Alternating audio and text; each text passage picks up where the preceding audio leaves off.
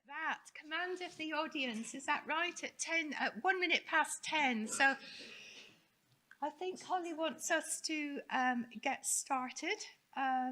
So a very warm welcome from us all at the college audit team to everyone that's made the effort to come and join us in the London venue.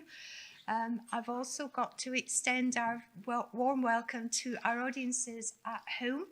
I think the latest figures are around just under 100 of us getting together on site, and I think almost 400 people across the country are planning to join us either for the whole meeting or at bits when they can. So that's fantastic. So to have almost 500 people from the world of our audit coverage, children and young people's diabetes, and taking an interest in audit is great. And how different that is to way back when Justin and I, where's Justin, started in diabetes, where nobody audited anything, and to be honest, nobody really cared. So we've moved hugely over the last 20 years in audit, but really in the last 15 years, we've been very focused. And people in the audience won't even understand this, but sometimes when we went out and about years back, our clinical colleagues didn't know where to find their audit data. They didn't know how to make sense of audit data, and they just submitted audit data at enormous effort and got no benefit from doing so. And that's really quite unacceptable. So our audit now, hopefully, is submitted to by all. The data is looked at by those who must look at it within centres, and it's used to quality improve the services that we offer to children and young people in a true data-driven outcome sort of way. And I think we've achieved that hugely well in our population, our community of practice across the country.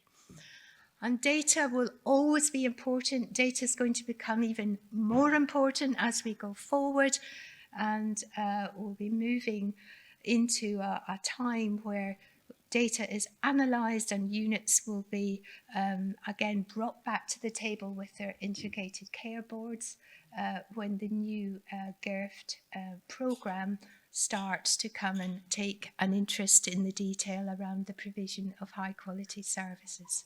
So data is fundamental and it underpins all that we do, and it's great to engage 500 of us across the country in that mission.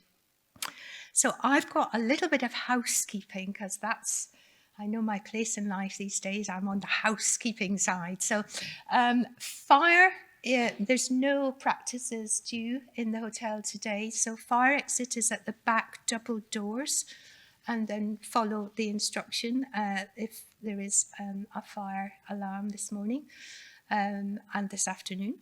You'll have found the cloakrooms are outside on the reception area. We are having lunch in the restaurant, what was it, Junction Restaurant, somewhere here. And there will be pastries mid-morning for those who are starving, because I know Jonathan was complaining on the train from Yorkshire that he was starving. So he'll need his pastry mid-morning, so we'll get a special one out for you, Jonathan. Yeah, and then we've got some nice round table work for Holly and the team to gather some ideas and discussion topics. So it'll be a great day. And we brought together great speakers, focus on our data. Justin will join me in a second and give us our overview of the audit to date. And then the speakers during the course of the day are using data, as I say, to drive outcome, drive service improvement. And they'll show us in little sort of thumbnails, I would say, about how they are doing that in practice to give us all ideas to take back to our own practices across the country. So that's how it is now. I'm going to be really draconian, okay, because with an online audience and a face-to-face audience, we've got to keep to time. for people dipping in and out. So I won't be rude, but I will evict you from the platform if you are overrunning. So you might see Justin and I do the first tussle in about 35 minutes. So beware, Justin, okay? I'm coming to get you.